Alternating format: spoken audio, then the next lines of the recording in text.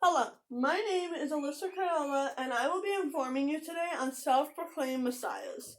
Now, you may be wondering, what is a self-proclaimed messiah? Well, a self-proclaimed messiah is personal interest to extol or praise publicly, a leader of a cause or project.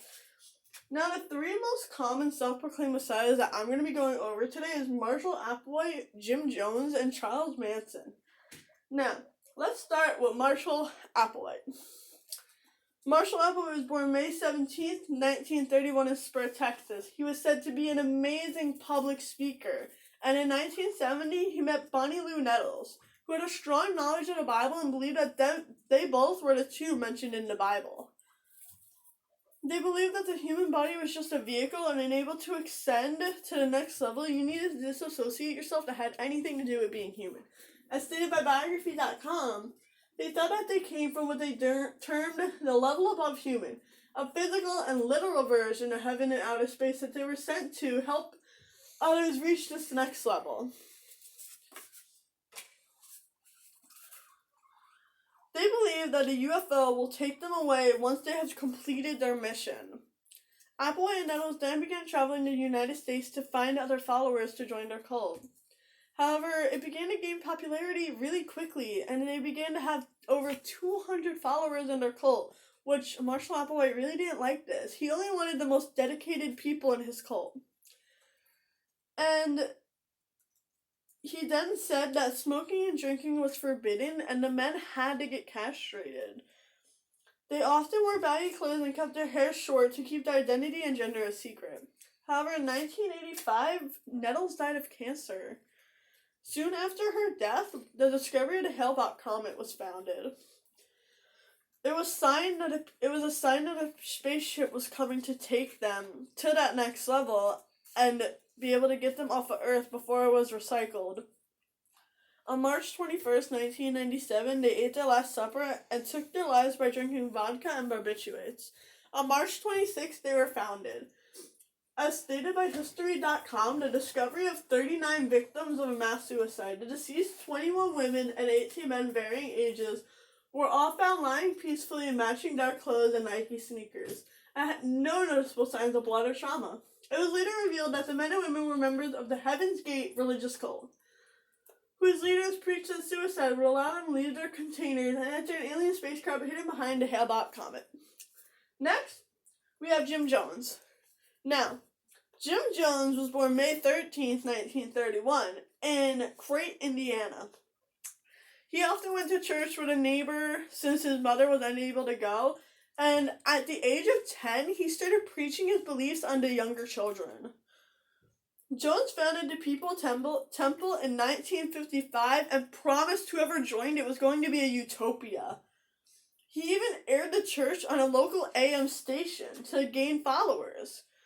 In 1960, he moved his religion to Northern California, but it was a small religion at the moment. It was only about 100 people. Then in 1974, he decided to move it again to Guyana, South America, where he had gained over 1,000 followers. He called it Jonestown. The compound was known as Jonestown, and it wasn't any tropical paradise. Jones ran the site like a prison camp. His followers received little food and weren't allowed to leave. Armed guards stood at the compound's perimeter, as stated by biography.com. Everything then started to go downhill when Ryan, a reporter, came. When he came, people began to beg him to rescue them from the island. He agreed and came back with 2 airplanes. Everyone that wanted to leave was told to go to Port Kayatuma. However, Jones didn't like this, and he sent a dump truck full of armed guards to go to the airport, and they ended up killing 5 people, and everyone else was taken back to the compound. However, once everyone got back to the compound, Jim Jones informed all his followers that together they will drink a red fruit drink laced with cyanide.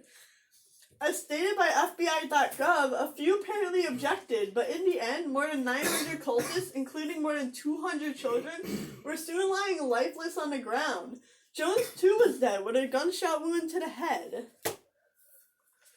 And finally, Charles Manson. Now, Charles Manson was born November 12, 1939 in Cincinnati, Ohio. He had a broken childhood and spent his childhood in reform schools and prisons. He was unable to see his mom most of the time because she was a 16-year-old prostitute that wanted nothing to do with him. He moved to San Francisco March 21st, 1969, when he had finally been released from prison for the last time. And then the Manson family was made.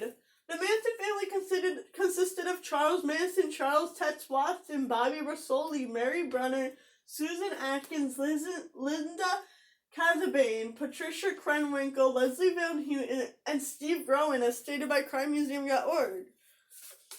Manson believed that there was about to be a race war beginning between black and white people. He believed, as stated by biography.com, his prophetic vision included a belief that a race war would result in a black victory, and Manson, along with his family members, would have to mentor the black community, as they would lack experience to run the planet. He would then go on to kill wealthy, rich white people, steal their wallets, and place them in heavily populated black neighborhoods to make it seem like they had done it to entice the race war. However, Charles Manson never really did any of the killing on his own. He made all of his followers do it for him. The two most well-known killings were the LeBlanc and the Tate murders. As stated by NPR.org, this violent legacy can be traced principally to two late summer nights in Los Angeles in 1969, when Manson orchestrated a series of gruesome murders. The attacks left 7 people dead, including actress Sharon Tate, who was 8.5 months pregnant. His followers, a cult known as The Family, beat, shot, and stabbed their victims to death, scrawling cryptic messages in blood on the walls. However, on June 15th, 1970, he was convicted of 7 accounts of murder and 1 account of conspiracy. He was given the death penalty in 1972, but didn't die until November 18th, 2017. He was 83 years old. I really hope that you learned something today, because I really learned a lot doing this presentation for you guys, and I hope you have a wonderful day.